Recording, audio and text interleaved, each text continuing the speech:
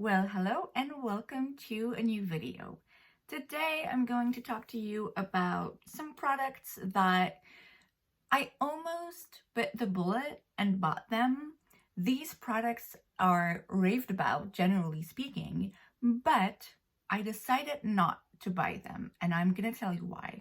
So I actually had this idea a couple of nights ago to film a video talking about those products that people love and rave about, that you see people keep in every declutters, and that just generally speaking called favorite products that I know I'm most likely never going to buy. So I started making a list, and as I was watching other videos and like going through my own makeup and going through the Sephora website trying to find inspiration, I compiled quite a long list. So I still have that in the back of my mind one of these days to film that video where I talk about a bunch of products that people love and that I'm just not interested in. But in the meantime, I wanted to film another version of this video where I would focus on holiday releases. So by now, most of the brands have released their holiday collections. We have been able to see most of the products, if not all, reviewed online by other beauty YouTubers. And maybe it has helped you made up your mind and decide to go for one palette or another. In my case, despite how many raving reviews those products in particular gathered, I am still not interested. Every people on this planet could come to me and be like, oh wow, this is a beautiful product. I am not interested. Well, I am interested because I think they are pretty for X or Y reason, but I'm not interested in buying them, and here's why. The first product I'm going to talk about is the Pat McGrath Holiday Palette.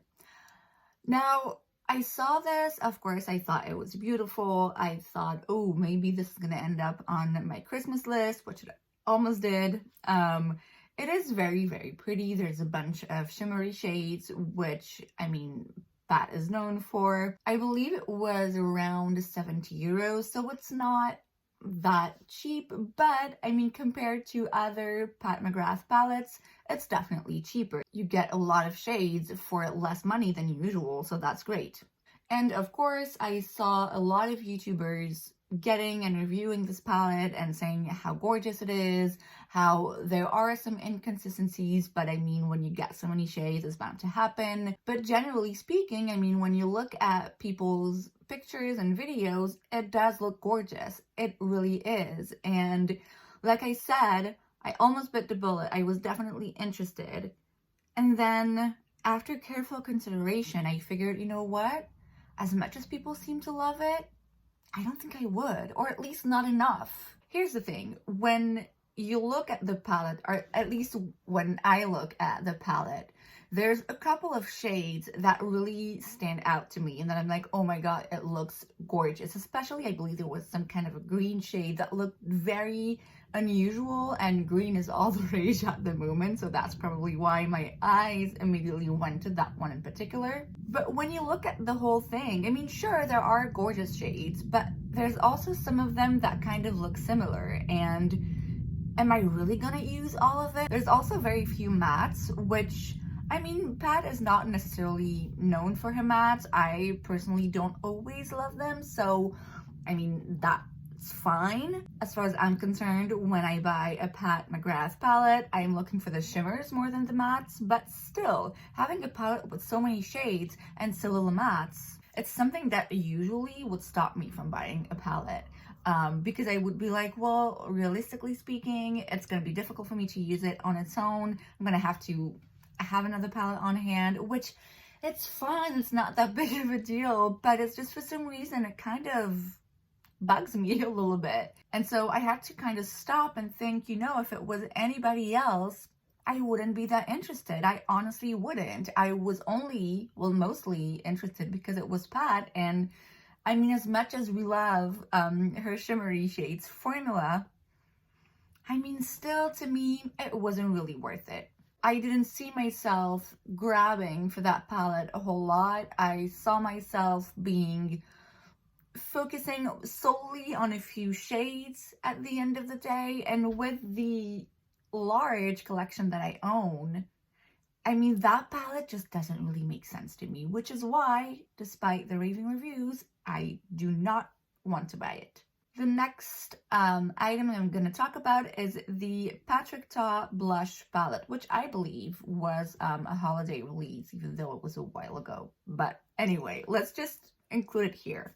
So he released a palette with 3 of his blush duos. These blush duos are raved about again by so many people, and it is available on Cult Beauty, and I have access to Cult Beauty, and I several times bought a blush duo from him, but I'm always like, well, it's kind of up there, even though you get 2 blushes, technically speaking. I still, I never took that step to actually buy it. I probably will someday, just not right now. However, that blush palette, I mean, first of all, the colors look gorgeous. And also I was like, hey, I don't remember how much it was, but it was definitely a steal if you compare it to the price of only 1 duo, because then you get 3. And so I was like, oh my God, it's such a good idea. It's such a good way to get his blushes and get to enjoy that formula in different shades. But honestly, which of these shades would I actually wear? They are gorgeous, but I don't think they will look gorgeous on me, or at least I don't think I would be comfortable wearing them for the most part. That pink is not a pink I would usually go for. It's just not really my taste. That red one is, oh my God, beautiful. But again, on me with my skin tone, I don't think it would actually look very nice, at least not right now. And that neutral shade, it is very pretty, but it's also very neutral, So at the end of the day, I think that's the one shade I would end up using the most, if not the only shade I would use. And I would have paid what? Like, I'm pretty sure it was also around $70 or something like that. So at the end of the day, you feel like you're, getting a steal, which you are, but only if you use all of the products. As far as I'm concerned, I honestly think that most of them I would have been like, well, actually, I'm not gonna put that on my face, That on top of the fact that I need to stop buying face palettes. I think I'm gonna actually make another video about the products in general that I really need to stop buying, and face palettes are a part of it. I never reach for them. I don't even know where to put them in my drawers. It's a whole thing anyway. But really, one of the other issues that I have with face palettes is that it's very rare that I end up using and loving all of the shades within a face palette. And so in this case, with the Patrick Ta palette, I almost got to buy it or add it to a Christmas list or whatever. And then I figured, you know what? It only makes sense if you already know that you love that formula, and if you know you're going to use most of the colors in that palette all of the time. So as much as I want to buy a Patrick Ta blush duo one day, I would get it in one shade that I love and that I know I would get a lot of use of. And last but not least, that's going to be surprising, but Natasha Denona Holiday Palette, I know I will never buy. Now this one, contrary to the other 2, I was never really interested. Like the Pat McGrath and the Patrick Ta palettes, I actually looked and was like, oh wow, what a good deal, what a great idea.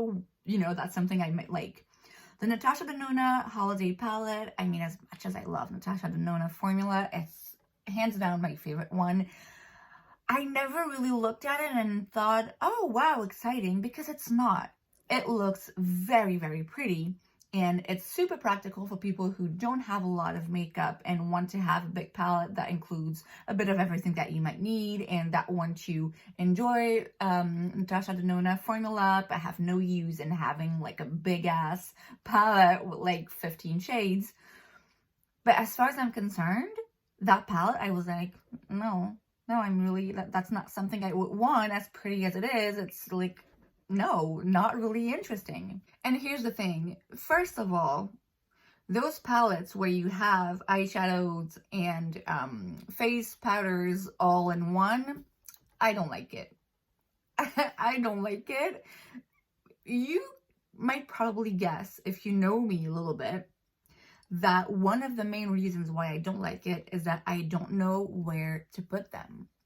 I like to organize my stuff to an unhealthy degree, and so when I get a palette that can go in different categories, I'm confused. You know, I don't like it. So that's one thing.